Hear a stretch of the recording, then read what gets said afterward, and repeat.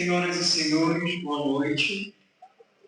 Vamos dar início à celebração dos 100 anos de nossa casa, o Centro Espírita Igor Costa. O companheiro Nelson Silva, trabalhador voluntário, que foi inclusive diretor administrativo por muitas décadas, fará a leitura da mensagem que servirá de reflexão inicial. Mãos unidas e coração em prece. Mãos unidas e coração alçado ao amor.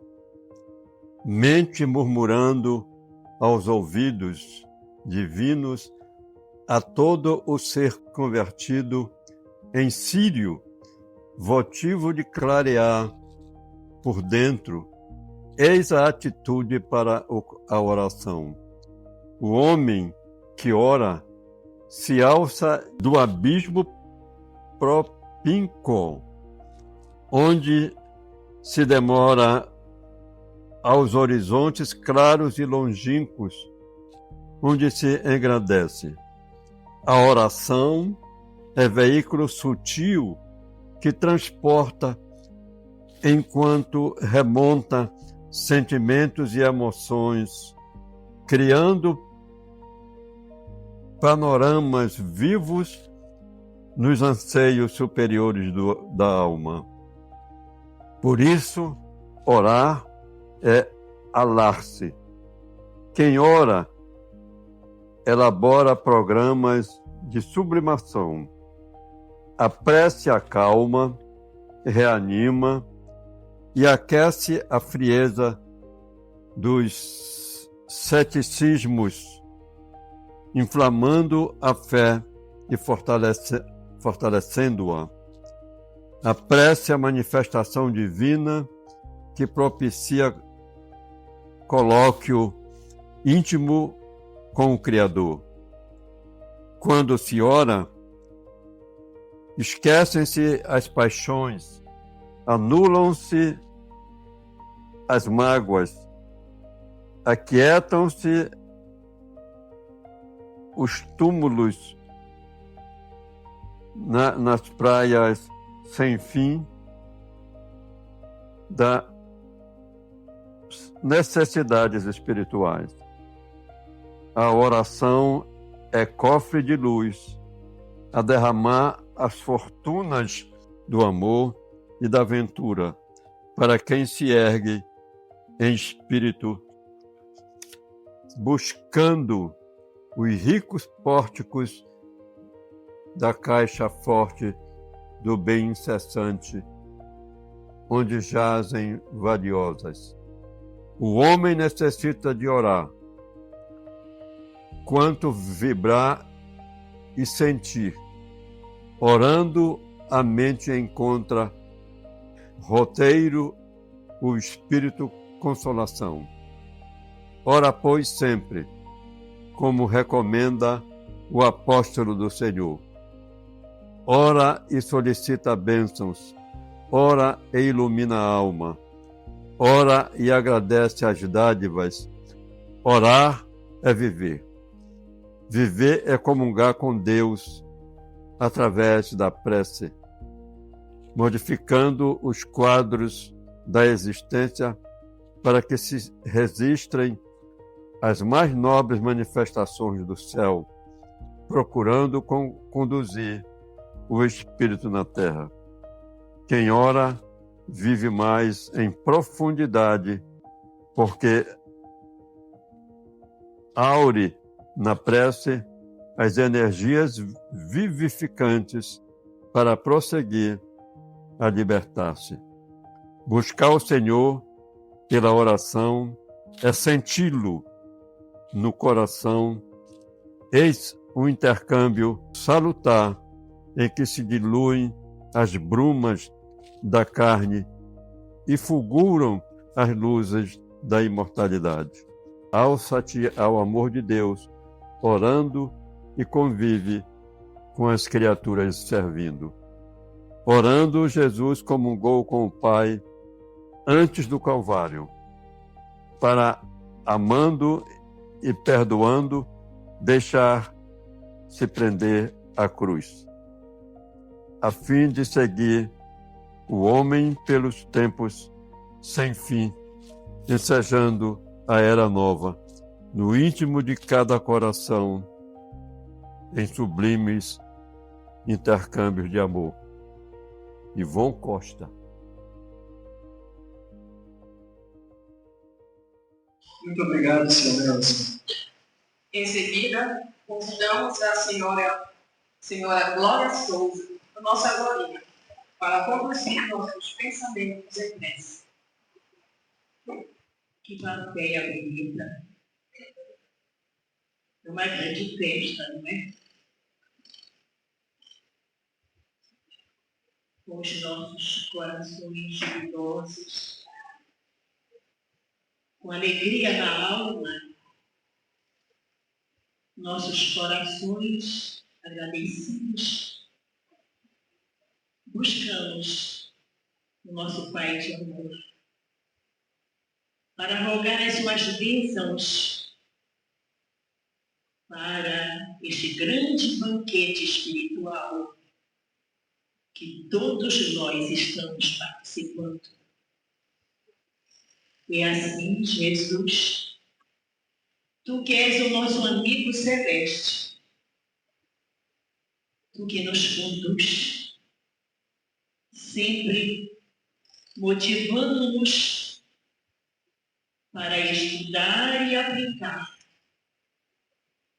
este conhecimento que trouxestes, que vieste na missão sublime para nos educar.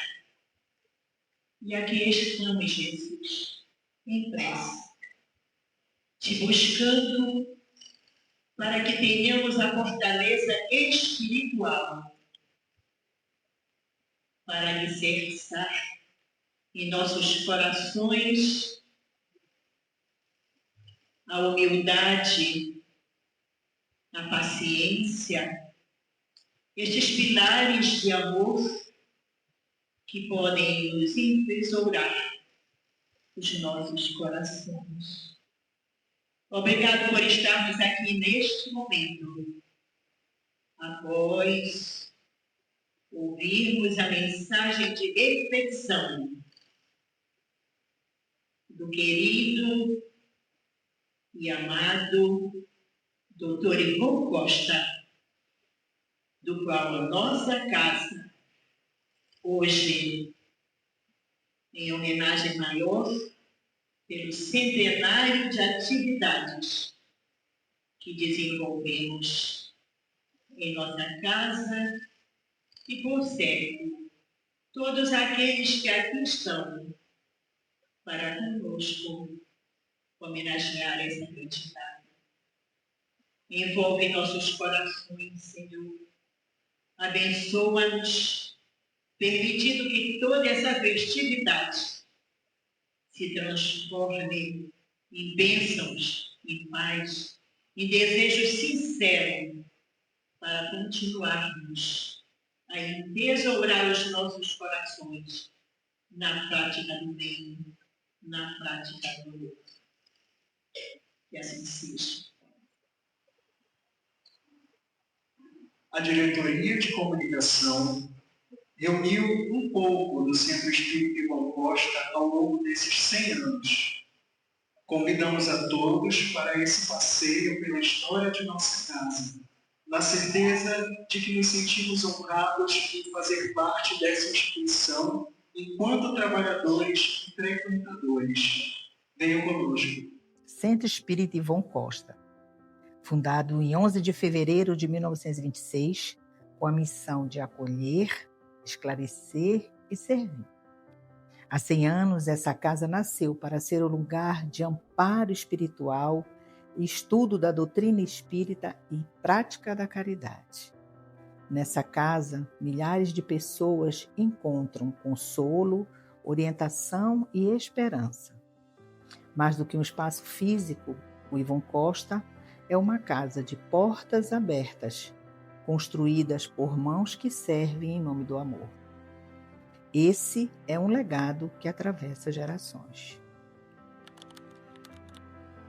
Começamos com um número muito reduzido, talvez 6, não é? 8 crianças, filhinhos da época dos trabalhadores, dos poucos diretores que tinham, não é? Esse foi o grande desafio. E foi justamente dando início ao crescimento da casa. Acreditamos que o crescimento do Centro Espírita Ivon Costa, mais tarde preparando para o estudo, o que temos agora deve-se totalmente à semeadura da evangelização infantil.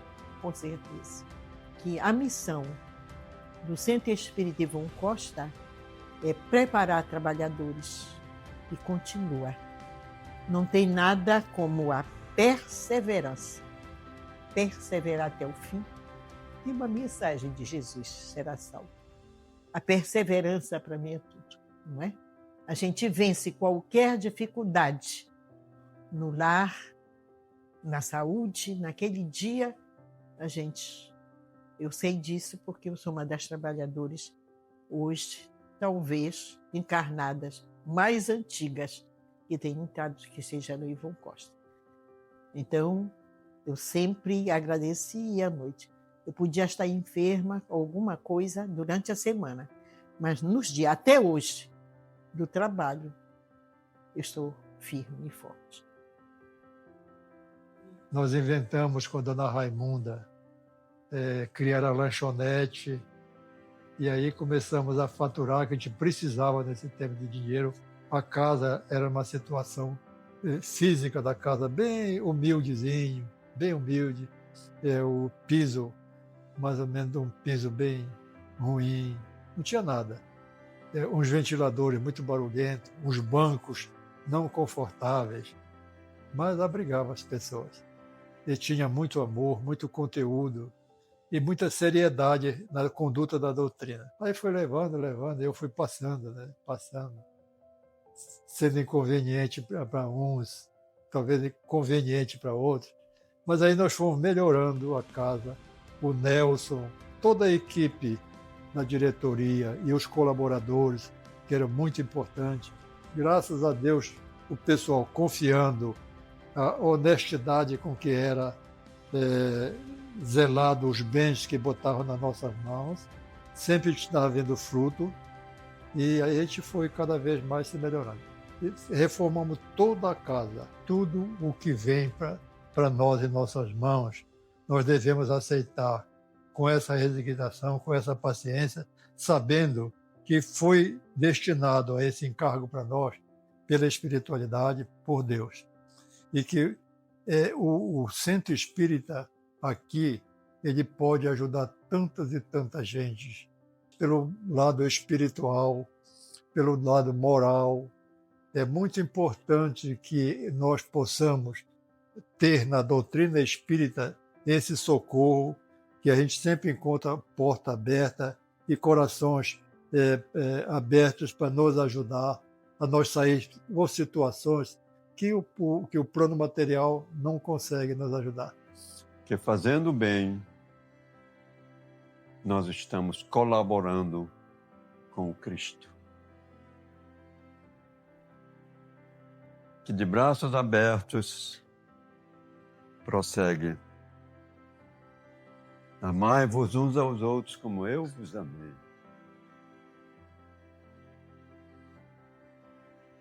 Vamos confiar pela prática do bem.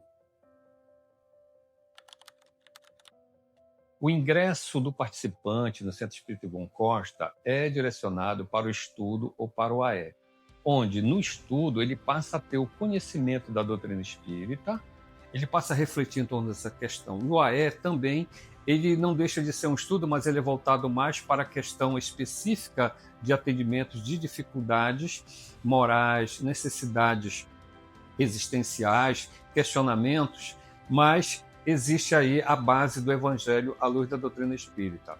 Então, a união desses dois grupos, sendo, por uma parte, o estudo e o outro o AE, eles têm como uma finalidade de fornecer subsídios para que o participante, ele, mediante esse conhecimento, ele possa refletir e trabalhar a sua transformação moral.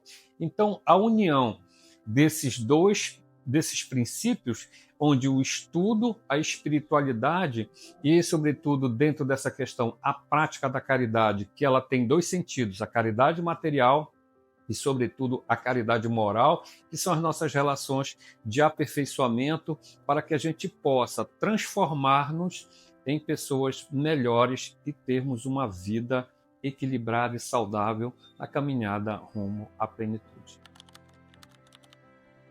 E coisa que eu nunca fiz, hoje em dia eu já faço. Primeiramente, ler, né? Que era o meu sonho. Hoje em dia eu já leio. Graças a Deus. E as outras coisas que eu não sabia fazer, já faço. Aprendi aonde? Cada Estela. Aí, quando cheguei aí, ela começou. A primeira que ela nos ensinou foi o ABC, né? A, B, C... Não, A, E, I, O, U. Foi eles que me trouxeram, Dona Dica e a Dona Lúcia. Mas a Dona Lúcia era quem mais insistia que eu viesse, porque eu moro sempre só não porque tem Deus com a gente, né? Aí quando foi dia da Dona Lúcia, poxa, Dona Lúcia, só eu um dia. A senhora aí, eu sei que a senhora vai gostar. Aí eu vim. Aí eu gostei mesmo. Até hoje eu tô. E faço questão ainda de ficar, se Deus quiser. O Ivon Costa me ensina a ser mais humano. Eu aprendo aqui, como eu falei, a questão da família, a ter esses laços vendo fora do que é os laços sanguíneos. Hoje eu enxergo tios, tias, eu sempre chamo o pessoal que eu encontro aqui de tio e tia. Então eu tenho essa ligação como família mesmo. E aí eu vejo o Ivon Costa dessa forma. Janeiro faz 8 anos que eu resolvi entrar nesta casa e não sair mais. Porque eu sentia uma necessidade de conhecimento. Algo me puxava. E nunca passou pela minha mente nenhuma outra casa espírita. Quando eu cheguei aqui e descobri que tinha uma biblioteca, eu acho que os meus olhos brilharam. Porque a sede de entender, de compreender o que é a doutrina, mas o que é reencarnação? O porquê que a justiça divina se dá por meio da reencarnação? Por que uns sofrem mais, outros menos?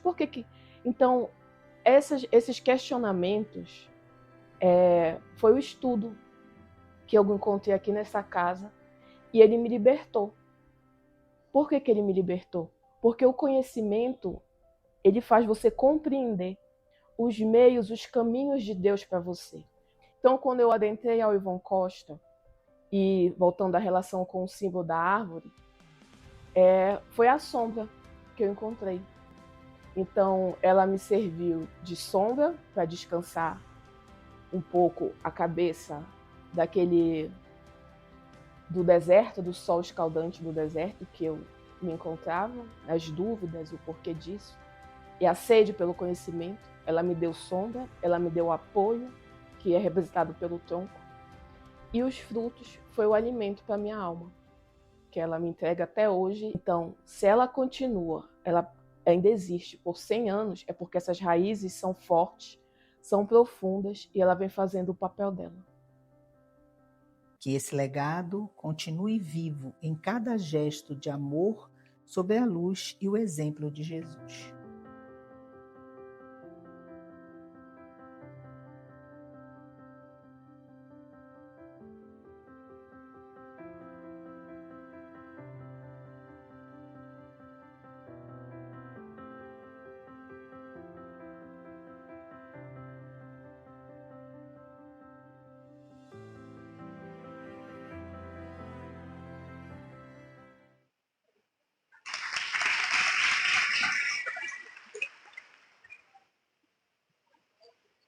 No início do século XIX, um trabalhador espírita percorria o Brasil, pregando essa doutrina de luz, o espiritismo. Era o doutor Ivon Costa. Médico, nascido na cidade de São Manuel, em Minas Gerais, aos 14 anos, ele havia ingressado para o seminário, onde pretendia fazer os dogmas e tornar-se padre. Entretanto, faltando 19 dias para ordenar-se, abandonou o seminário e passou a dedicar-se ao protestantismo, lá não se demorando. Ivon Costa estudou medicina no Rio de Janeiro. Certa feita, vivendo uma situação difícil, viu-se diante de um centro espírita. Entrou, assistiu a uma reunião que se realizava, encontrando ali palavras benéficas à solução de seus problemas. A partir daí, dedicou-se aos estudos da doutrina, mais tarde, iniciando sua tarefa de orador. Ivon Costa foi médium e pregou o espiritismo no Brasil e no exterior. Participou em 1931, na cidade de Haia, na Holanda, de um congresso internacional como palestrante. Residiu na Europa por 5 anos, retornando ao Brasil em 1932. Mas, no início de 1926, antes de seguir para a Europa, o médico veio ao Pará e ali deixou 2 árvores plantadas, que, sob as bênçãos de Deus, cresceram e frutificaram. O Centro Espírita Ivon Costa e a Associação Espírita Campos. Decorridos 100 anos, esta casa mantém-se de pé a serviço da divulgação do Espiritismo, estendendo as bênçãos do Evangelho de Jesus sob a luz benfazeja da amada doutrina a todos que a adentram, na busca de tornar a mensagem de Jesus conhecida, meditada, sentida e vivida, o próprio Evangelho redimido. Convidamos todos para nos emocionarmos, assistindo à apresentação do grupo de dança da Mocidade Espírita Legião Melvis, dirigido pela companheira Marise Azevedo, com a música tema Casa Cristã, de autoria do grupo Flor de Luz.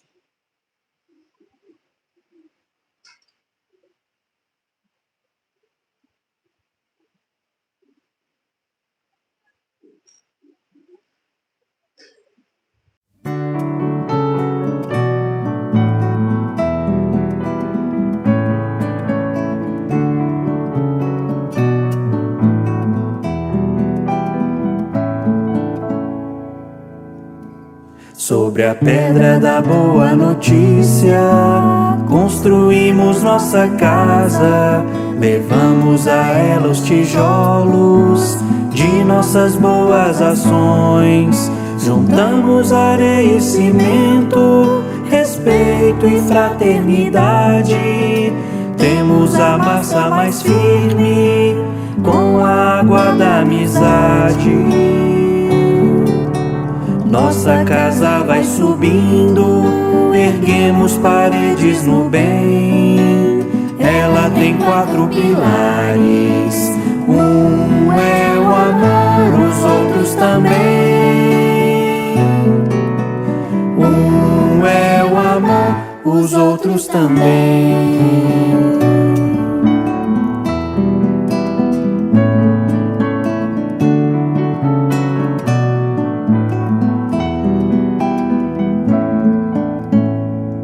Nossa casa tem grandes janelas para entrar muita luz e um jardim rente à porta que os amigos conduz. E o endereço da casa, a mais bonita da cidade, fica na Rua da Paz, no bairro da Simplicidade. Assim a casa está pronta, juntos construímos bem. Ela tem 4 pilares, um é o amor, os outros também. Um é o amor, os outros também. Um é o amor, os outros também. Sobre a pedra da boa notícia, nossa casa está.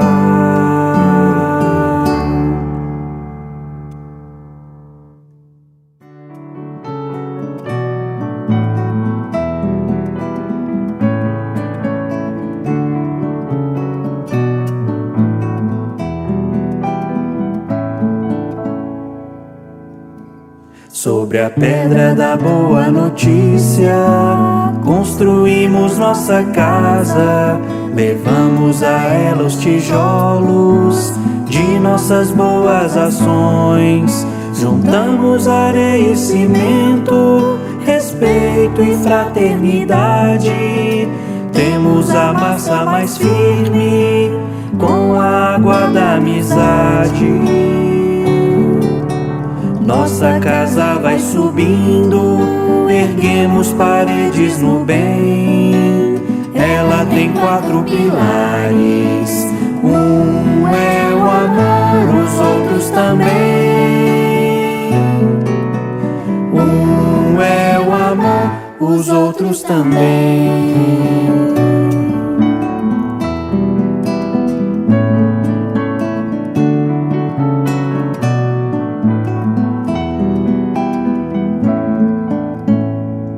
Nossa casa tem grandes janelas para entrar muita luz e um jardim rente à porta que os amigos conduz. E o endereço da casa, a mais bonita da cidade, fica na Rua da Paz, no bairro da Simplicidade. Assim a casa está pronta, juntos construímos bem. Ela tem 4 pilares, um é o amor, os outros também. Um é o amor, os outros também. Um é o amor, os outros também. sobre a pedra da boa notícia, nossa casa está.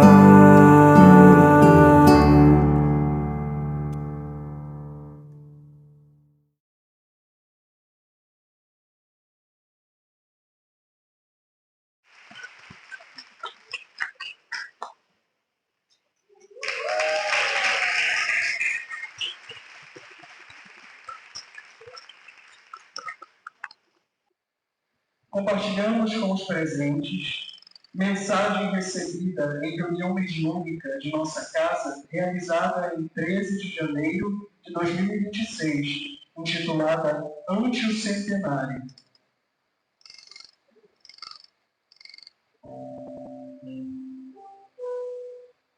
Ante o Centenário, Oficina de Almas, Hospital de Espíritos Falidos, escola que instrui e esclarece aos irmãos que transitam na ignorância e que se preparam para uma nova existência. Educandário que aprimora os trabalhadores que a ela buscam.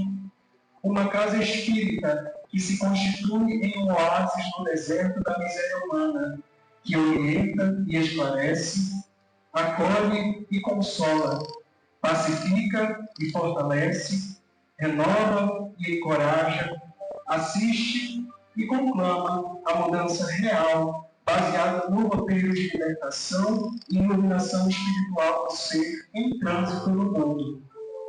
Esta casa, que completa seu centenário, dignamente vem realizando a tarefa em nome do Consolador coletivo, já alcançou milhares de almas necessitadas nos 2 planos da vida em um trabalho árduo e incansável, sob a égide do Cristo, e orientada pelo benfeitor e ceareiro do bem, Ivon Costa, que participa assiduamente das tarefas desenvolvidas nesta casa, juntamente com outros tantos ceareiros do bem, devotados à sublime caridade, no qual o amor refulge e brilha como o sol de esperança a tantos corações sofridos.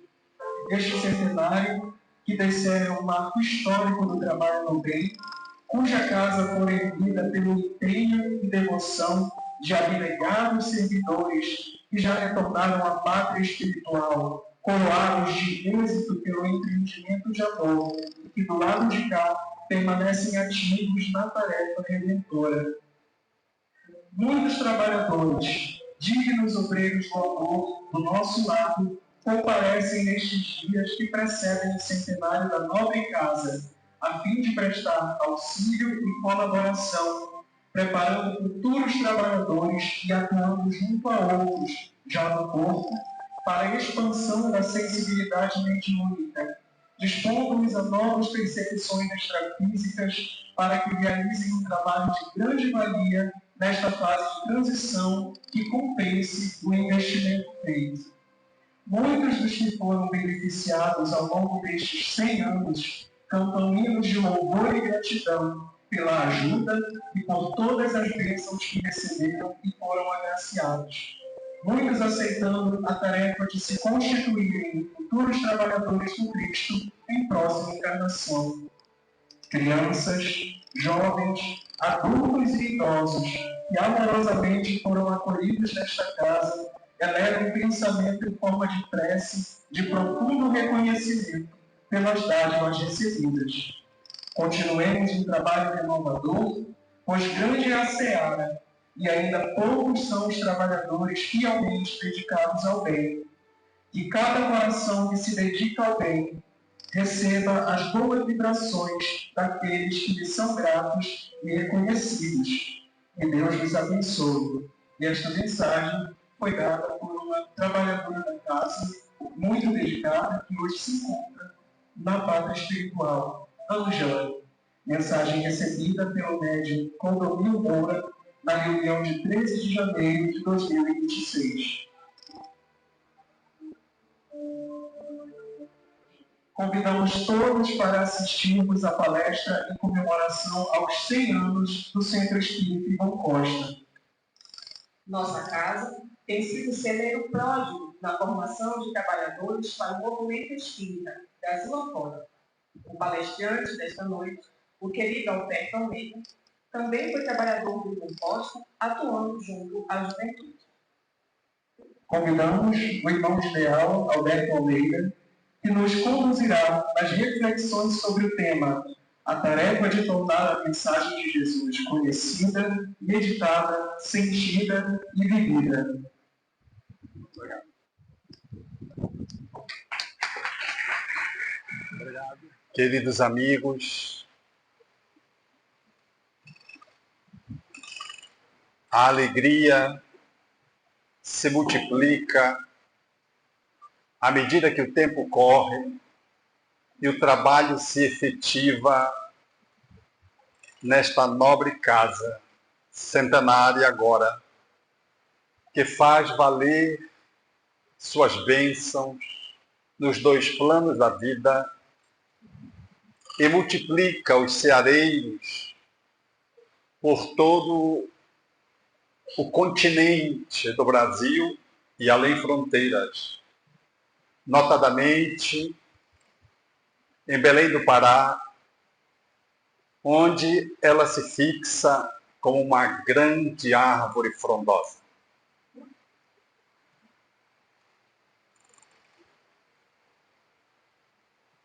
Que é Deus? Foi a pergunta memorável que Allan Kardec propôs aos espíritos, inicializando uma nova ordem de pensar, de sentir e de viver na Terra. Uma inteligência suprema, a causa primária de todas as coisas, foi a resposta estabelecida pelos benfeitores espirituais à questão que fora proposta de forma singular, porque já colocava Deus no lugar de uma potência, algo, uma força, um conteúdo incognoscível, não um ser humano aperfeiçoado ou perfeito, não uma entidade humanoide que ganhara a perfeição, mas sim como o Criador dos múltiplos universos, causa primeira e inteligência máxima daquilo que se pode compreender de tudo que está na Terra. Uma resposta dos espíritos a uma época em que a intelectualidade brilhava, a inteligência ganhava fóruns de cidadania internacional, o planeta experimentava a razão colocada no trono e a fé reduzida a mera crendice ou superstição nos porões do obscurantismo. Era o Espiritismo que nascia com Allan Kardec, fazendo valer o Cristo de volta, na expectativa de acelerar, galvanizar, fermentar o progresso da nova era que se estava estabelecendo dentro daquele momento. O Espiritismo emergia para significar que filosofia, ciência e religião, artisticamente encadeadas, não poderiam de modo algum estabelecer para o ser humano um jeito de avançar no progresso sem a unidade do conhecimento. Era imprescindível, portanto, reconectar os conteúdos que estavam postos no campo do mundo, agora divorciados, onde a ciência e a filosofia como que gargalhavam, da religião que ficava apoucada, pequena, em razão dos avanços estabelecidos pelas duas primeiras. Eram aproximadamente 3 séculos e meio em que a religião vinha em decadência, a ciência se desconectara dela, a filosofia podia agora se colocar de uma forma extraordinariamente independente e a teologia sofria o ocaso da sua movimentação.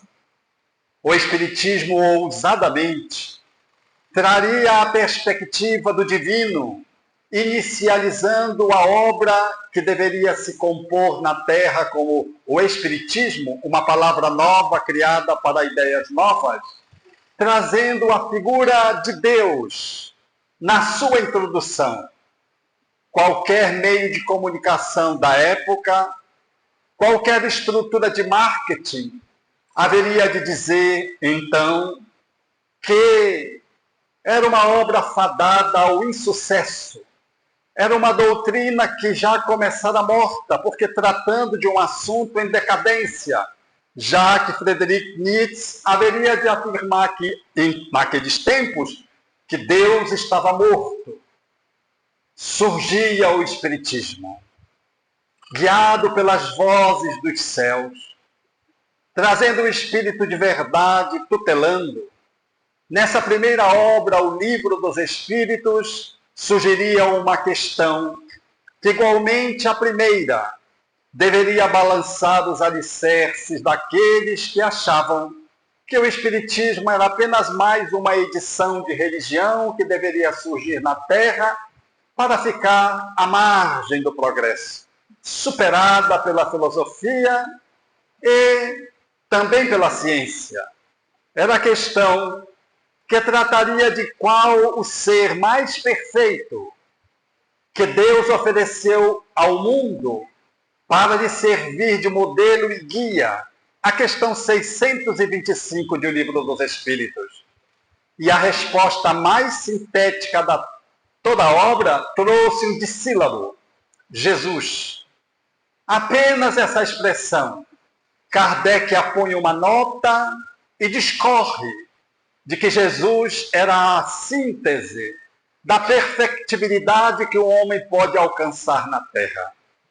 Era, portanto, o primeiro toque do quanto o Espiritismo deveria estar intrinsecamente relacionado ao cristianismo. Não haveria como desconectá-lo, já que ele, em sendo o portal de acesso mais perfeito para que a humanidade pudesse acessar a sua sacralidade, era indispensável considerar que aquela doutrina filosófica, daquele primeiro livro, Livro dos Espíritos, que trazia no frontispício filosofia espiritualista, era agora indispensável considerar de que essa filosofia trazia Jesus no bojo da sua expressão. mas só com o advento do Evangelho segundo o Espiritismo, que deveria surgir em 1864, é que se teria a compreensão da magnitude da figura de Jesus dentro do espírito da nova ciência que estudava os espíritos, do Espiritismo. O Evangelho segundo o Espiritismo traria Jesus de volta, rompendo com tudo aquilo que na sua ancestralidade próxima ou remota depunha contra ele ou contra os cristãos. A figura de Jesus emergia magnânima, bela, mas desconectada de toda e qualquer movimentação que pudesse aproximar o espiritismo de culto externo. A falência do cristianismo, ao longo do seu tempo, ficou adstrita ao culto externo, porque a ciência, que ficava dominada pela teologia cristã, haveria de experimentar a manifestação de uma religiosidade que estava sempre a serviço do poder. E o culto externo era uma estratégia com a qual distraía-se as pessoas no cristianismo, na relação com o divino, aonde elas apenas se aproximavam de Deus de raspão, sem nenhuma intimidade profunda, num quase faz de conta, porque as pessoas iam uma vez ao templo religioso cristão e o resto dos dias ficava dominado por mamon. Um dia para Deus, algumas horas, incluindo o pedido de penitência, o perdão, liberado deles, as pessoas voltavam a viver mundanamente o mundo sem qualquer conexão com o divino.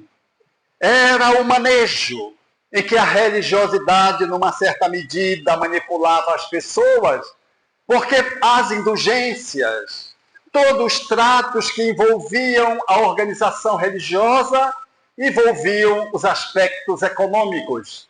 E assim, as manifestações religiosas, as igrejas, oferiam lucros monetários, enquanto que o cristianismo se movimentava dominado pelo poder temporal e o Cristo ficava fora dos templos, das catedrais. Até hoje, quando vamos à Europa, nos encantamos com as catedrais, que em todas as cidades elas se apresentam e são tanto mais belas quanto maior era a ousadia de chegar no divino, quanto mais altas, quanto mais esticadas para o céu, numa expressão de que pudera se fazer valer a religiosidade portentosa, mas Jesus sempre estava de fora.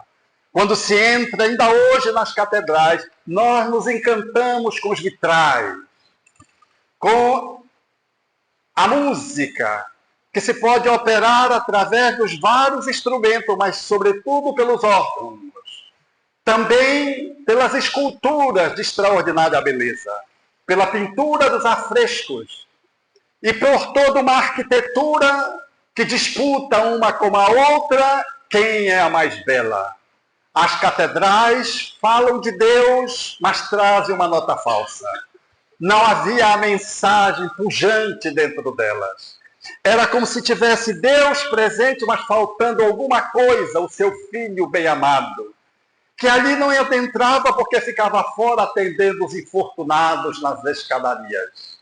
Era esse o cristianismo, do qual o espiritismo deveria se dissociar para se apresentar como ciência de consequências filosóficas com aplicabilidades morais. Por isso, Allan Kardec não trata do espiritismo com religião, e quando perguntado, já bem próximo do termo da sua construção como codificador do espiritismo, ele responde que a palavra religião estava comprometido com uma ideia, a ideia de culto, sacerdócio organizado, rituais, e o espiritismo não dispunha dessa cultura. O espiritismo não era mais uma edição de culto externo, mas se pudéssemos compreender a religião como laço de fraternidade, como a comunhão de pensamentos, como a amorosidade expressa na caridade, nesse segundo sentido, o Espiritismo era religião. E nós deveríamos nos ufanar disso. Foi a fala do codificador na Revista Espírita, respondendo à questão se o Espiritismo era religião ou não era religião. Ou seja, o Espiritismo é uma religião natural, uma religião dinâmica, uma religião psíquica, uma religião de laço de fraternidade. Não é mais um espaço de culto externo. Por isso, Joaquim Travassos, através de Francisco Cândido Xavier, haveria de dizer que quando uma pessoa adentra o centro espírita, depois de aproximadamente 1 a 2 meses, ela já deveria estar se alocando em algum trabalho simples. Ou seja, nós não somos frequentadores do centro espírita. Nós somos agentes de transformações. Nós somos uma família que devemos nos integrar ao centro espírita como obreiros, como oficineiros do bem. O espiritismo não pode comportar de modo algum a repetição dos cultos externos, ainda que haja, da nossa parte, todo respeito a todas as manifestações religiosas que, naturalmente, incluem as práticas exteriores dos cultos, os seus cerimoniais, a sua hierarquia religiosa. O Espiritismo, não, entretanto, não detém nada disso. Não tem hierarquia sacerdotal. Não temos rituais. Não temos práticas litúrgicas. Não temos um papa ou um pastor diferenciado. Nós temos pessoas cristãs que se agrupam numa organização jurídica, organizada segundo cada país e vivendo o espiritismo dentro das suas possibilidades. E elegendo um grupo para dirigir a casa por um período que o estatuto humano confere e consagra. Não temos, portanto, ninguém que possa ficar numa posição de idolatração. O Espiritismo não cultua gurus, não é idólatra. A nossa relação é uma relação com o cristianismo na sua fonte originária. E a fonte originária fala desse Espírito mais perfeito que a Terra já conheceu, que pisou o solo do planeta e que foi capaz de poder abalar as estruturas do direito, da justiça e da verdade, vivendo por apenas 3 anos publicamente. Esse homem, que num dado momento no grupo foi questionado por um doutor da lei, que se levantando para indagá-lo, porque Jesus estava na onda, por assim dizer, daquilo que era o momento extraordinário da época, o doutor da lei levanta-se em face daquele homem que fazia prodígios e diz: o que devo fazer, mestre, para poder alcançar a vida eterna? A pergunta não era para esclarecer-se, era uma tentativa de engodá-lo, de embaraçá-lo. Era uma tentativa de poder colocar em xeque a autoridade daquele homem que, naquela época, destacava-se do senso comum e se colocava acima de tudo quanto o judaísmo de então apresentava. A pergunta já embutia uma série de reflexões. Primeiro, ele tratar Jesus de mestre. Mestre, o que devo fazer para poder herdar a vida eterna? Quando ele diz isso, ele já diz que não fazia. Porque o que eu devo fazer significava que ele não fazia. Jesus indaga-lhe: o que é que tu lês na lei? E ele, querendo demonstrar que tinha sapiência, sabedoria, que tinha conhecimento, que era um doutor da lei, diz: amarás a Deus sobre tudo. E amarás o próximo como a ti mesmo. Mas amarás a Deus com todo o teu coração, com todas as tuas forças, com todo o entendimento e com toda a tua alma. Era uma grande síntese do judaísmo de então. Era uma síntese aurífera de tudo quanto a sua tradição trazia. Então Jesus olha o complacente e diz: então, vai e faz isso, vive isso. Desconcertou o doutor da lei, que agora estava nu, porque não fazia o que dizia. Há uma grande diferença entre o conhecimento e a ação. Ele era um doutor das letras, mas não era o doutor da sabedoria real. Ele tinha o conhecimento intelectual, mas ele não tinha a sabedoria divina daquele que se movimenta, construindo na ação aquilo que está no cérebro. Há uma grande distância entre o cérebro e as mãos na ação. Há uma grande distância entre o coração e as mãos, quando o sentimento se materializa operosamente. O doutor da lei ficou completamente desconcertado. Estava entrevisto no grupo de que ele, como mestre, era um mestre pequeno, era apenas um mestre humano. E aquele homem que estava diante dele, agora em alta, era o mestre dos espíritos. Era a sabedoria suprema. E é então que ele, vendo-se que não fazia, não conseguiria herdar a vida eterna, e de que estava numa condição ali um tanto vergonhosa para si, para a sua arrogância, para o seu orgulho, desconcertado, ele vira-se para Jesus e diz: e quem é o meu próximo? Era uma tentativa patética de poder sair daquele constrangimento, daquela situação circunstancial esquisita, que o deixava, numa certa medida, pálido diante da sabedoria daquele homem que, na sua simplicidade incomum, tratava as coisas do mesmo jeito, em todas as horas, porque era a sabedoria do amor que estava encarnado na terra. Então Jesus vai e constrói uma parábola para mostrar como é que era que o amor deveria se manifestar. E quando ele conclui a parábola que ficou conhecida como a parábola do bom samaritano, o mestre, mais uma vez, ficou muito constrangido. Porque dentro da parábola, o homem que tinha sido assaltado foi visto por 3 pessoas que passaram ao largo da estrada daquele homem que estava semi-morto. Um sacerdote que passou ao largo. Um levita, que era o ajudante do sacerdote, que também passou sem dar a menor importância ao homem que estava caído. E um samaritano, que vivia, portanto, na região de Samaria, que eram considerados heréticos, mal vistos, como se não fossem efetivamente judeus na autenticidade do termo. Ele coloca o samaritano como a terceira pessoa nessa construção dessa parábola para mostrar o que deve fazer o homem para herdar a vida eterna. E também para definir quem era o próximo.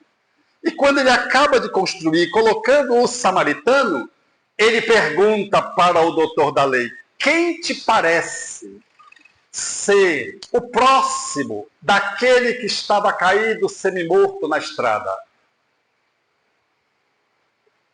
O mestre arrogante, mais uma vez encurralado por si mesmo, não poderia dizer que era o samaritano. Um doutor da lei não poderia dizer, ainda que fosse uma parábola.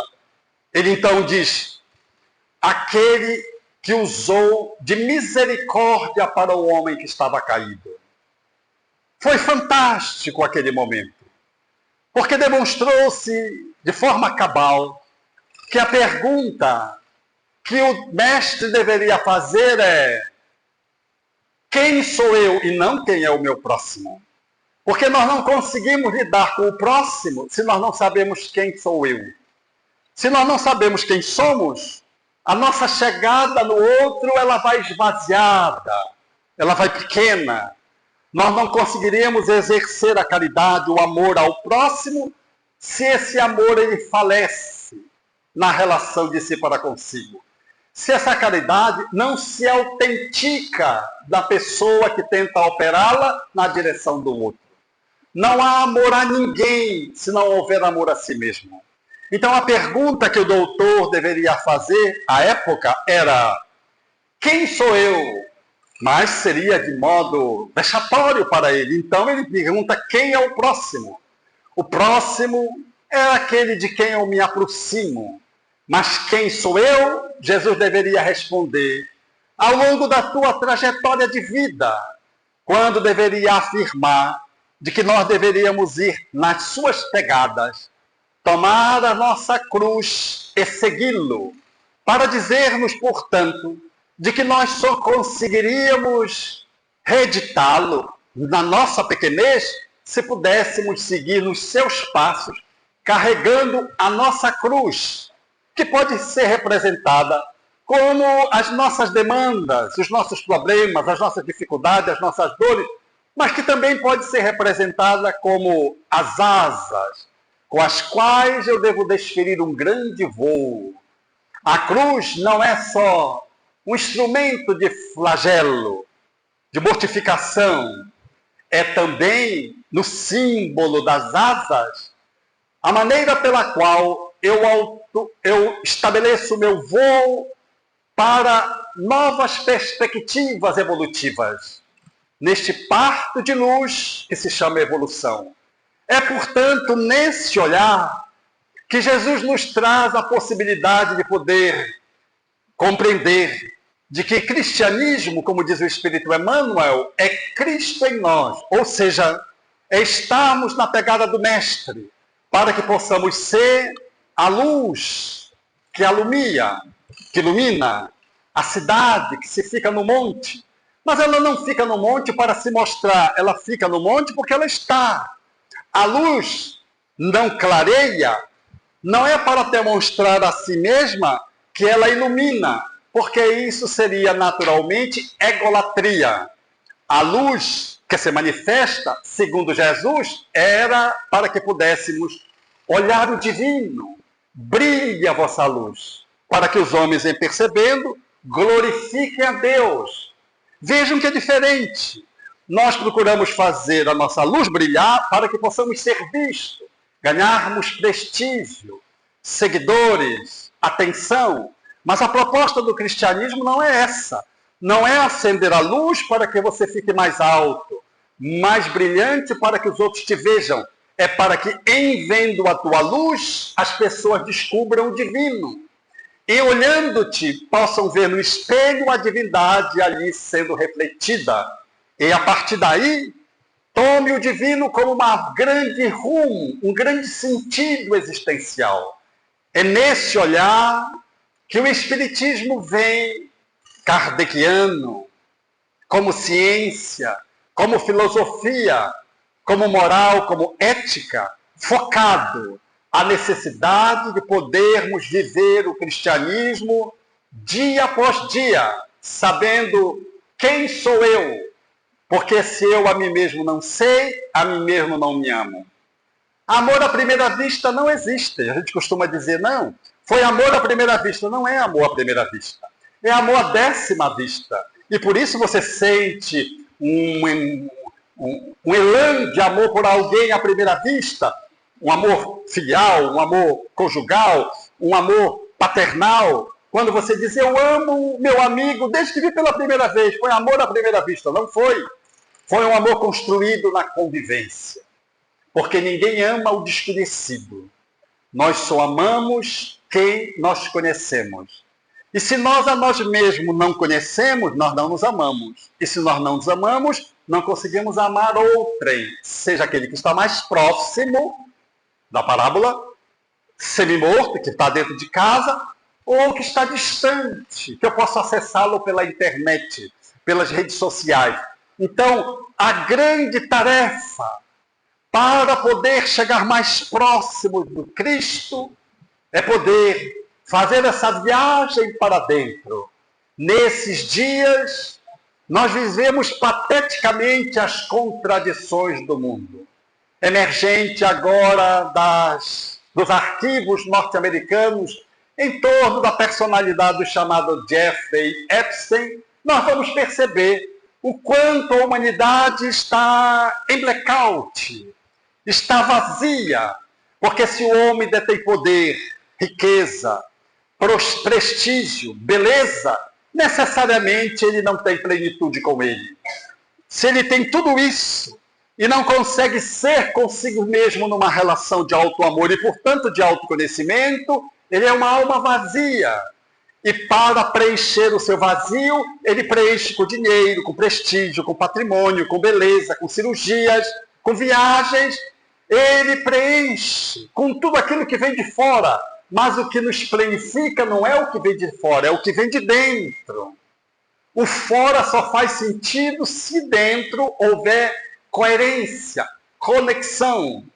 E por isso a gente olha nesses dias o planeta vivendo essa experiência de transição e observamos o quanto a humanidade sofre, porque a elite que nós conhecemos na literatura, na arte, na comunicação, na realeza, no governo dos países, estão em xeque. Com Jeffrey Epstein, relatando os seus e-mails, as suas fotografias, falando das sombras humanas que dominam-nos quando temos tudo e não nos temos. Então o Espiritismo é uma doutrina que vem projetar foco nessa realidade. Não é para ver os escândalos que estão fora, é para a gente perceber a escuridão que há em nós. Não é só para perceber a sombra exterior, é para perceber a escuridão que nos habita. Porque o que está fora vai nos alcançar em algum tempo, em algum momento, se é que não nos alcançou ainda, em razão da ignorância. Então, Jeffrey é um psicopata. Eu não conheço a história dele, mas é exemplo de tantos outros. São pessoas que sofrem. Às vezes trazem uma carga autodestrutiva de outras existências, e quando chega no berço, não encontra no lar, no escaninho doméstico, nesse espaço sagrado, o amor que deve curar-nos. Então o espírito vai se desenvolvendo nas várias etapas infantis e depois juvenis, mas sem as referências suficientes para poder lidar consigo mesmo. E os pais, na tentativa de poder suprir as suas carências, oferecem-lhes tudo que é de bom externo, mas não se oferecem como exemplo de bom exemplo. Esses espíritos se desenvolvem, crescem como Jeffrey, e não conseguem ter um mínimo de censura. Deixam-se governar pelos instintos.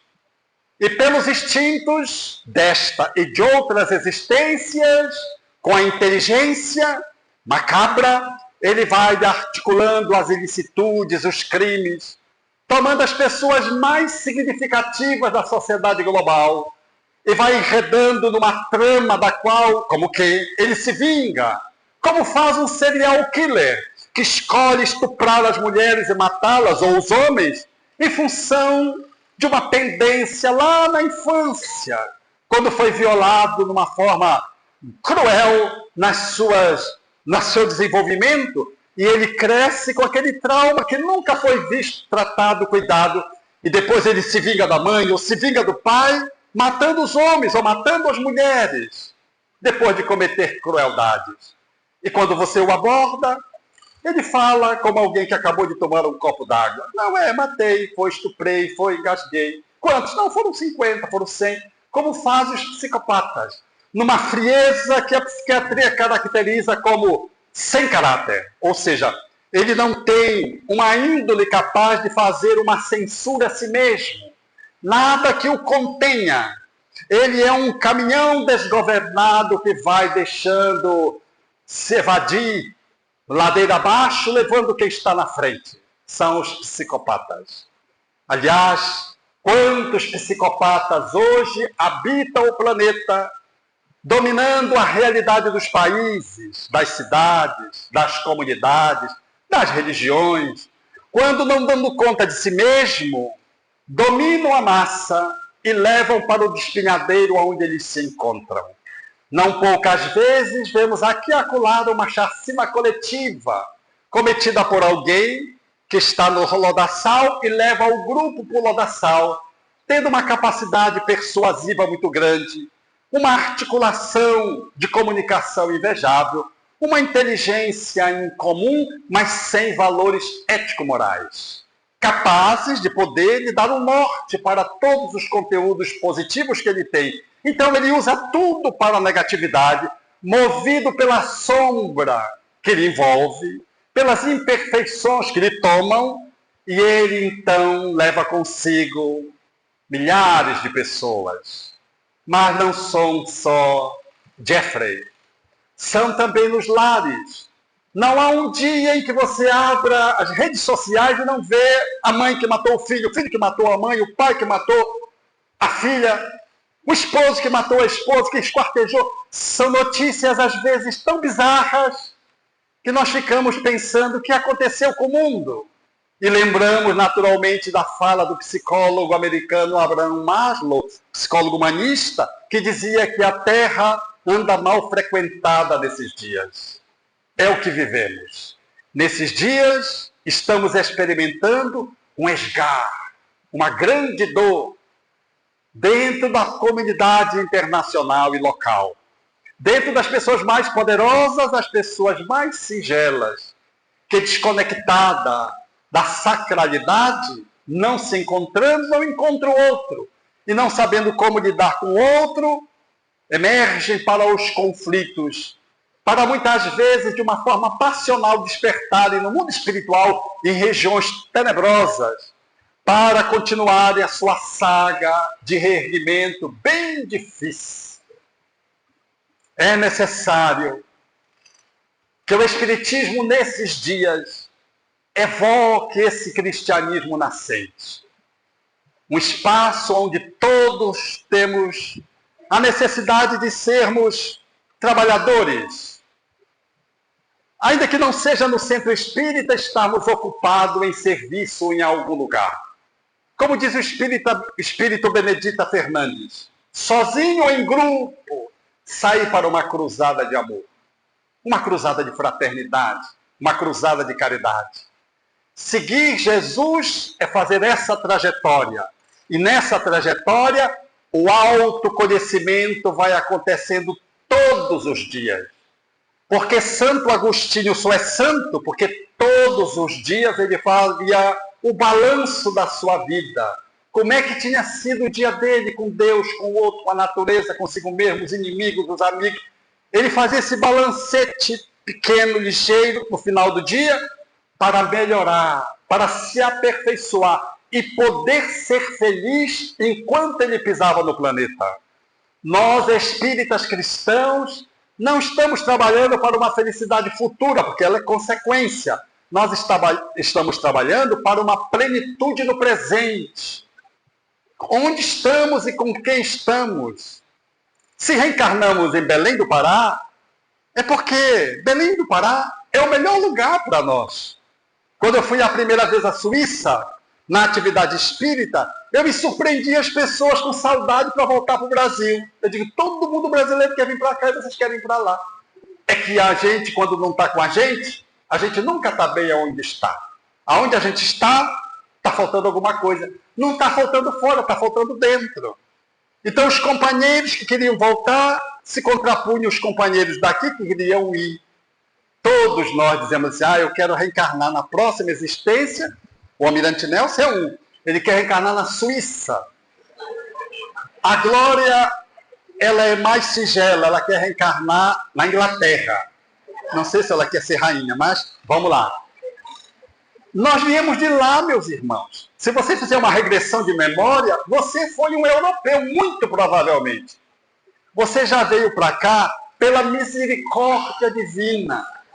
E cuidado que, ao invés de voltar, se você não se cuidar, você vai para um outro lugarzinho além da terra.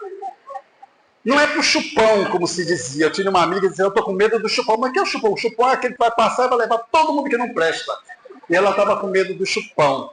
Não, não é o chupão. É uma outra escola adequada ao nosso aprendizado. Porque a gente é tão renitente, como disse a mensagem aqui da nossa companheira e amiga Ângela, que a gente repete os erros. E ao invés de aprender, fica reprovado de novo. Então a gente é tanto reprovado que aquela escola diz assim, olha, nós não estamos dando jeito nele, vamos mandar para aquela outra escola, mais na periferia, onde os métodos são outros, mais adequados, aí a gente vai para um outro planetinha, evolutivamente, naturalmente, numa outra condição menor do que a Terra em termos de evolução, mais adequada à nossa necessidade.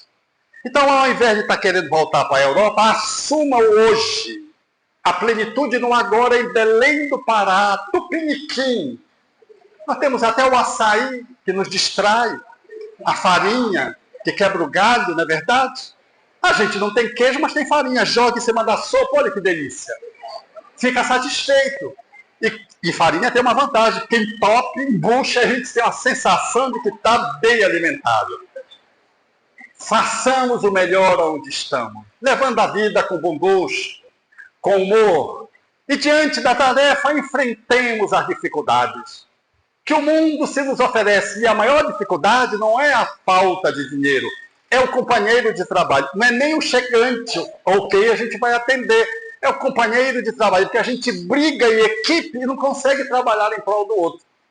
Mas não fiquem culpados, porque os apóstolos eram assim também, eles encrencavam um com o outro, disputavam quem ia ser o maior, o melhor.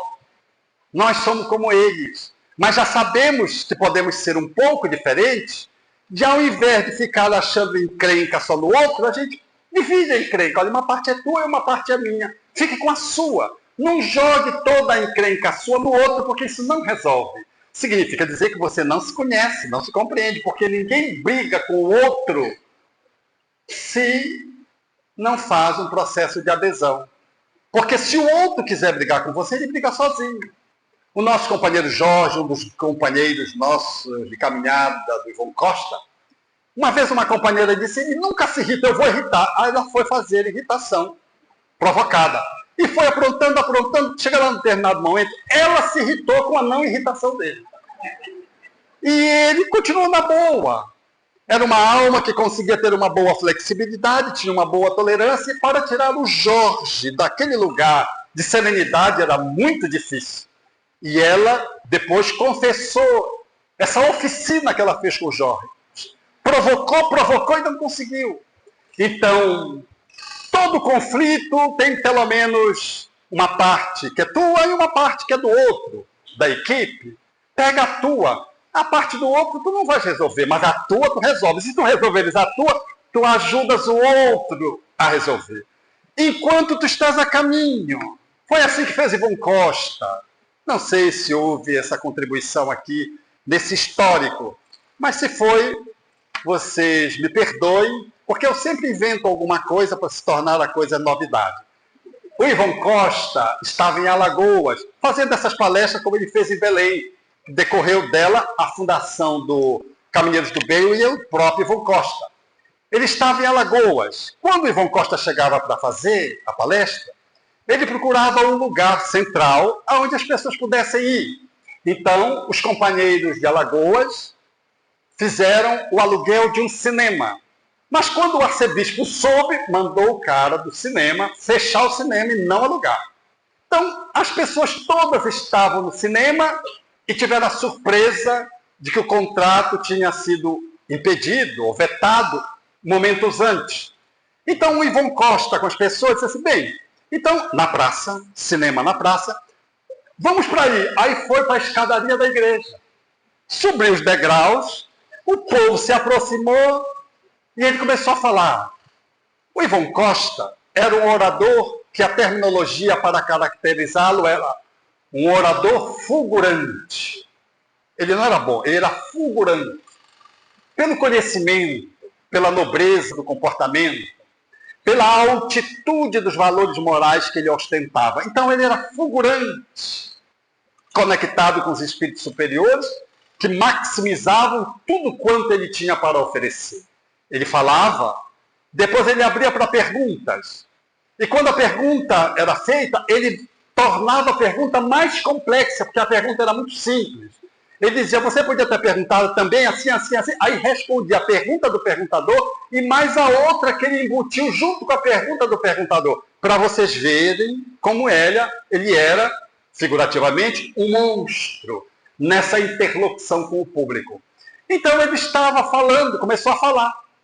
Porque impedido dele falar no cinema, o arcebispo, quando soube Não era arcebispo, era bispo, um grau a menos. O bispo de Alagoas, quando soube que ele estava falando na escadaria da igreja, para atrapalhá-lo, começou a tocar o sino.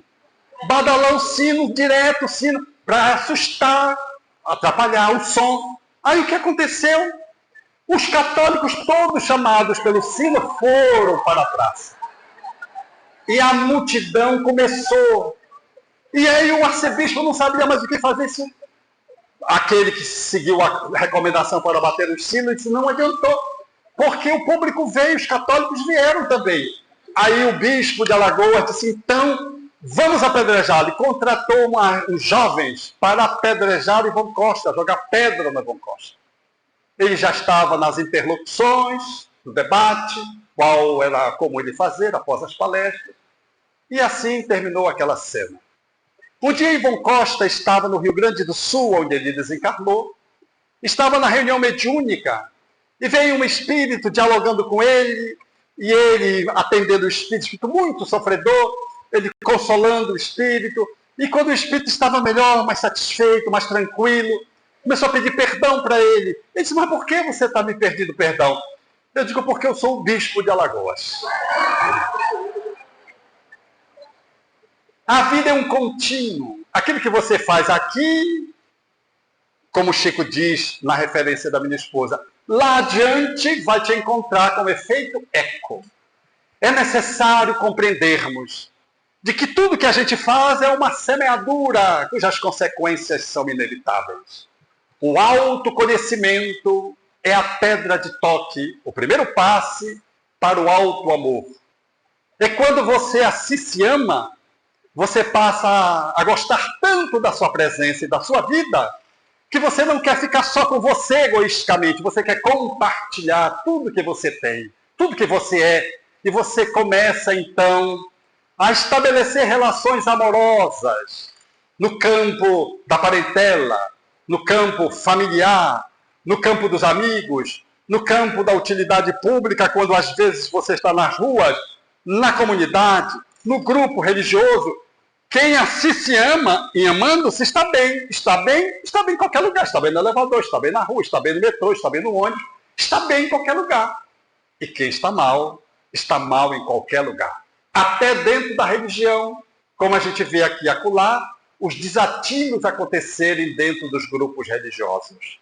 A pessoa não está bem, e a pessoa senta do lado, a incomoda, se ela tosse, se ela não tosse, se ela dorme, porque às vezes a palestra está tão ruim que a gente dá uma dormidinha.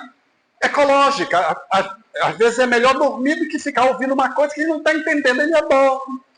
Aí ele ronca, aí quando ele ronca o outro se incomoda, porque roncou. Deixa o pobre coitado roncar. Às vezes ele tem a apneia do sono, está sendo tratado ali quando está ouvindo a palestra, está dormindo, está repousando, está se refazendo, vai despertar. Não é que devamos dormir, mas é o que sobrou, é o que restou. Como me disse certa feita um jovem, olha, eu vou para a escola, a aula não presta, então o que eu faço? Eu me debruço na cadeira e durmo. Ele não gosta porque eu durmo, porque dormir é mais útil do que ouvir o meu professor ruim falar, dar aula. Eu não tinha como discordar desse aluno, que era um aluno muito bom, talvez um superdotado, e por isso ele não conseguia acompanhar, ou o professor não conseguia acompanhá-lo. Então, quem não se ama está mal em qualquer lugar. No trânsito, até quando dorme, só tem pesadelos. E só tem pesadelos que os outros fazendo mal para ele, nunca ele fazendo mal para ninguém, porque ele é sempre vítima. Toda pessoa que não se ama e é ignorante, vive sempre a posição da vítima, a vitimização. E aí sofre do autodesamor. Há um buraco existencial dentro de si que ela preenche com coisas. Às vezes é sexo, às vezes é droga, às vezes é poder, às vezes é status, às vezes, almas vazias, na fala do espírito Joana de Ângeles, que caminha, quando está vazia, sem destino, sem um sentido existencial. Por estar desamada, não ama ninguém. E em tudo que se coloca para fazer, faz meia boca ou não faz, e sempre reclama dos outros. Mas quem assim se ama, quem busca-se para estabelecer esse ilustre desconhecido conhecido, que é a própria pessoa, começa a gostar de si. começa a se perceber que tem áreas positivas, tem áreas negativas, que tem pontos vulneráveis, que tem pontos positivos e que são exuberantes, tem limites. A pessoa vai conhecendo a si mesmo quando alguém que entra numa cidade sabe por onde ela deve trafegar, por onde é perigoso, onde tem buraco. Ela conhece a cidade. Nós somos uma cidade interna. Dentro de nós há uma faixa de Gaza, de muito conflito, mas também há espaços de silêncio, de serenidade, mas também há espaços muito explosivos. O autoconhecimento, portanto, é uma viagem de autodescoberta. A cada dia que você se descobre, como Santo Agostinho propôs a Allan Kardec no Livro dos Espíritos, você mais se aproxima de quem habitualmente você está mais distante. É você de você. E quanto mais você está próximo de você, enamorado de você, maior é a tua competência para namorar-te do teu filho, do teu esposo, da tua esposa, do teu pai. Se você não estiver bem com você, quem primeiro vai identificar que você não está bem são os teus familiares, que é por onde começa a grande revolução planetária. O planeta de regeneração começa dentro de casa, a partir de você. Não tem nenhum outro milagre. A gente está esperando um milagre, está esperando que reencarne um filho, que venha de um outro planeta iluminar a Terra. Aí vem o capeta do umbral, como teu personal trainer, te ajudar a você melhorar. E aí você não sabe o que faz com ele. Houve um engano. Não há engano. Ele é a pessoa com quem você se enroscou e você está tendo a oportunidade de se reencontrar a si próprio, encontrando. Porque o amor começa em mim e vai ao outro para encontrarmos o divino. Amar o próximo como a si mesmo. Ou seja, eu só sou com o outro como eu sou comigo. Então eu preciso me amar para ter uma boa chegada no outro. E se eu chegar no outro, eu encontro o sentido da vida. Cristianismo só se consolidou na Terra porque Jesus, o maior amante que a Terra já conheceu, amou a tudo e a todos. Até, permitam-me o escândalo, mesmo depois de 2000 anos, até os inimigos. Até os inimigos. Ouviste o que foi dito aos antigos. Fazia menção ao ódio, aquele que pudesse te aborrecer, que você deveria amar os que te amam, os seus amigos, e odiar os inimigos. Eu, porém, vos digo, bendiga aquele que vos maldiz, fazei o bem àquele que vos odeia, e orai por aquele que vos persegue e calunia. Amai os vossos inimigos. Esse homem dessa magnitude não estava propondo nada fora da natureza. Ele estava dizendo que se você amar, tudo que acontece em torno de você vai receber o reflexo do seu amor. Até aqueles que te odeiam, que não te querem bem, encarnados e desencarnados. Então Allan Kardec, numa fala de beleza incomparável, diz: se Jesus tivesse feito os fatos extraordinários, mal conheceríamos Jesus hoje de nome. O que mais marcou Jesus não foi os ditos e feitos extraordinários, foi a grandeza dos seus ensinos experimentados pela sua ação.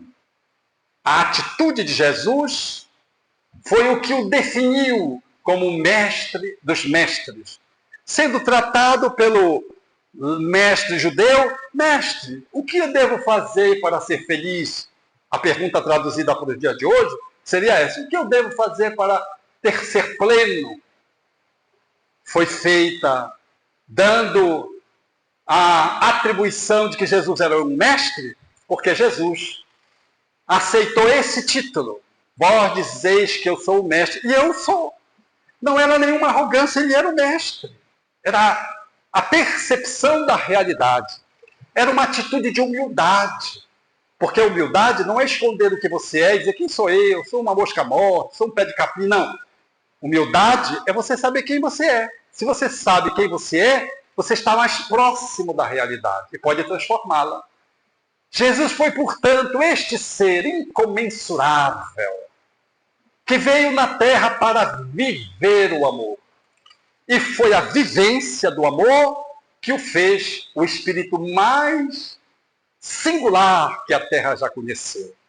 E que hoje nós nos encontramos 2000 anos depois, fazendo uma caminhada há 100 anos por conta dele, descobrindo Jesus para nos autodescobrir, olhando para Jesus como o grande acesso para a nossa plenitude, um portal para a nossa felicidade.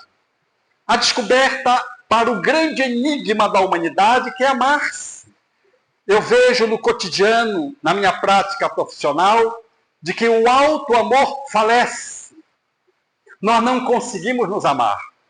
Nós resvalamos para a vaidade, para o narcisismo, para a egolatria, para a egoesclerose, mas não para o auto-amor. Nós não sabemos o que é auto-amor, porque nós não conseguimos ainda resgatar-nos, conhecer-nos.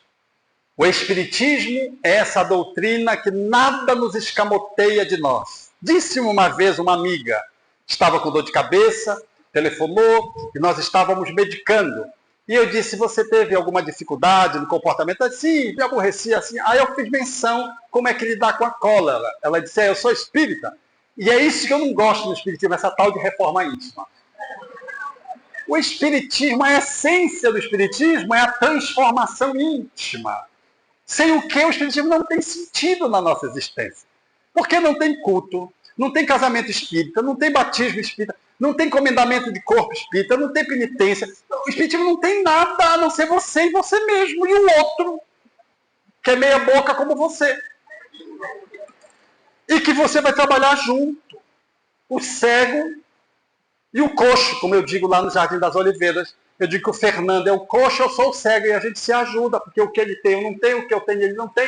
A gente se apoia um no outro para fazer algumas coisas do bem no Jardim das Oliveiras. Por isso, amigos, a divindade só é encontrada nesses dias aonde as ideologias tentam destruir a família, destruir o divino, a sacralidade, a religiosidade enquanto espiritualidade superior. É necessário resgatar a nossa relação com Deus através do outro. Quando nos encontramos numa relação de amor a mim, que se espraia na direção do outro como amor ao próximo. E isso configura o amai-vos que Jesus propôs. E é no amai-vos que a vida tem graça, tem sabor. É no amai-vos que a transformação se opera em mim e também no outro. É no amai-vos que nós suplantamos limites e vigilantes estamos para transformar as nossas sombras para que elas não nos engulam. É no amai-vos que nós sentimos prazer e felicidade de estarmos corporificados. E damos um passo adiante agradecendo a Deus. É no amai-vos e no amar-se que quando surge uma encrenca, você agradece a Deus, porque a encrenca não vem de graça. Ela vem porque ou você merece ou você precisa. É um buril que vai te ajustando a aperfeiçoar e a formosear a tua alma. O Espiritismo, sem nenhuma hipocrisia e sem nenhuma tentativa de fanatizar-nos, convida-nos a um movimento de autoiluminação. Não é de iluminação dos outros, é de autoiluminação. A iluminação dos outros é por conta dos outros. Mas se você se autoilumina, Deus se revela através de você. E quando Deus se revela através de você, impacta o outro nos processos de mudança. O Centro Espírita Ivon Costa, no seu 100º ano de funcionamento, nos responsabiliza a todos que somos seus obreiros. Mas também nos honra com a possibilidade de poder integrar as hostes do cristianismo nessa modalidade espiritista para darmos a nossa pequena contribuição, fracassada muitas vezes em outras instâncias e outros engajamentos outrora. Essa é a nossa melhor oportunidade. Hoje, não amanhã, que possamos, nessa perspectiva, encontrar Deus sem demora. Não é num lugar, é no encontro. Não é num espaço sagrado, é no espaço sagrado construído na relação de amor um com o outro. às vezes com mais necessitado. Eu vi uma companheira me dizer, já para irmos nos encaminhando para o final, querendo atravessar uma avenida, ela estava com uma perna, um pé quebrado, estava com dificuldade para se locomover. E ela esperava o sinal abrir, fechava, e ela não conseguia atravessar. Ninguém lhe estendeu a mão para que ela atravessasse. Salvo um mendigo que estava observando e viu que ela titubeava em avançar. Ele saiu do lugar dele e foi ajudá-la a atravessar a rua.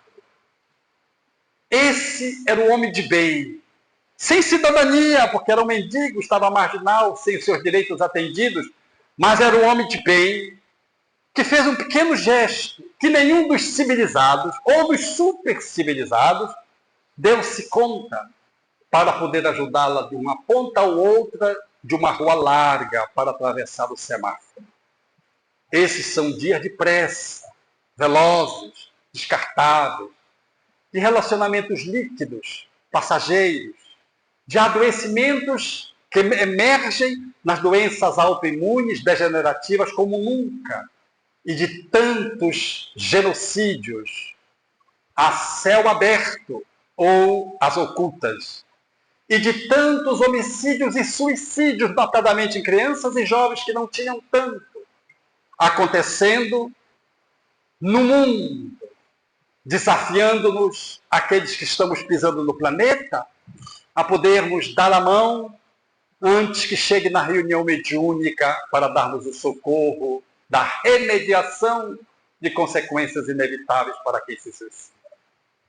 Ser cristão espírita e estar no Ivon Costa hoje é uma oportunidade do encontro com o divino, mediado por Jesus através do próximo, que fala do divino quando você o ama a partir do alto amor.